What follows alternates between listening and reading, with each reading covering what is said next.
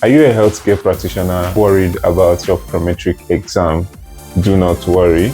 I am here to give you an actionable insight on how you can strategize yourself passing your exam in one sitting. I am an optometry specialist. I sat for my exam and I passed it in one sitting against all odds. When I came into this country, I was supposed to stay at least 3 months and prepare for my exam. I was given 2 weeks to write my exam. 2 weeks later turned to 30 days. After 30 days, I was able to write my exam and pass it excellently in one sitting. I developed strategy in those short periods that helped me to pass this exam. This strategy can be applied to any other profession in the healthcare industry within the Middle East or Saudi Arabia. Writing Prometric exam, you can apply this strategy when you are preparing for your own exam.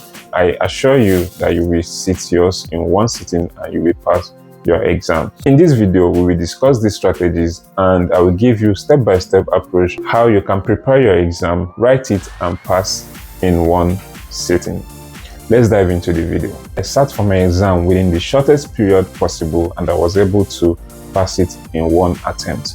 Let's look at what strategies that made me to pass it in this first attempt. The first thing is to know the format of your exam. You have to know how many questions that you have to answer in this exam. You have to know the timing for this exam. If it's 3 hours for 300 questions, is it 1 hour for 300 questions, 800 questions for 4 hours? You need to know the timing and the duration, the format of the question. Is it an MCQ? So you have to know the format of the question and you have to know the timing of this question. You have to know the topics you have to cover and you have to know the passing score for this exam. The second, you have to look for relevant resources. This exam has what you need to study and you must know the topic to cover, so you'll be reading in line towards the topic the exam is made of. You don't have to start reading everywhere or reading anything. At the end, when you come to the exam, you are seeing a different thing. You have to have a targeted study resources. Go to the archive, meet your colleagues, try and get past questions, try and get resources from previous people that wrote the exam as much as you can. If it is paid, try and get the paid version. Try anything you can do to get the right resources for that exam. Every exam usually have an area of concentration and topic of concentration. So try and get resources that dealt with the area of concentration of that particular exam. This will help you in maximizing your time. Third point is for you to draft your study plan. This is very important.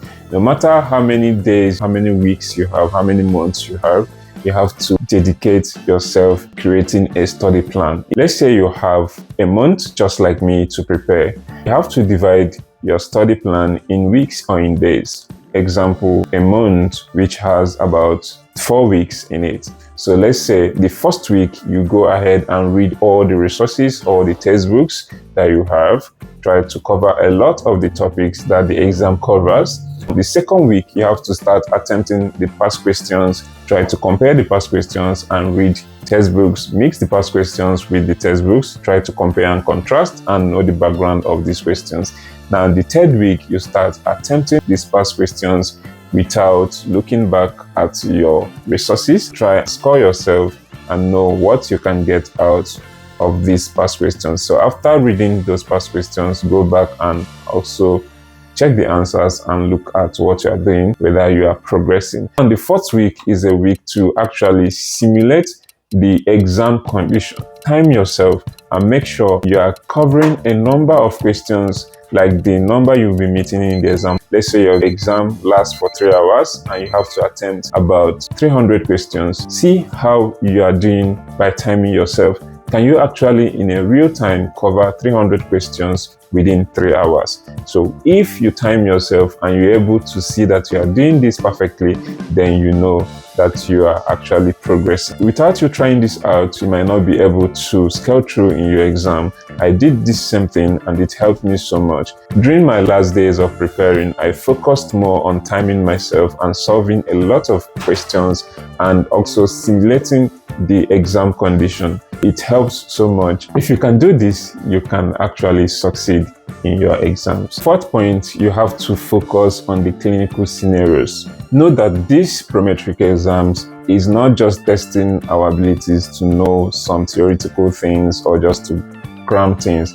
It's actually testing what we do every day in the clinic, practical application of our profession. So immediately I understood this, then I started seeing this exam as something I do every day. So anytime I'm reading, I try to read to understand the background of any question I see or I saw when I was preparing. Whenever you view this exam as a practical thing, as something you are seeing on everyday practice, you will start to understand the question. You'll be looking at the exam as something that tests your ability to understand what you are doing on a daily basis. The exam is actually asking you questions and things you are actually practicing on a daily basis. See this as an exam that wants to test your practical knowledge of what you are doing in your profession. So any question you see on the past questions, try and see how it relates to what you are doing on a practical sense.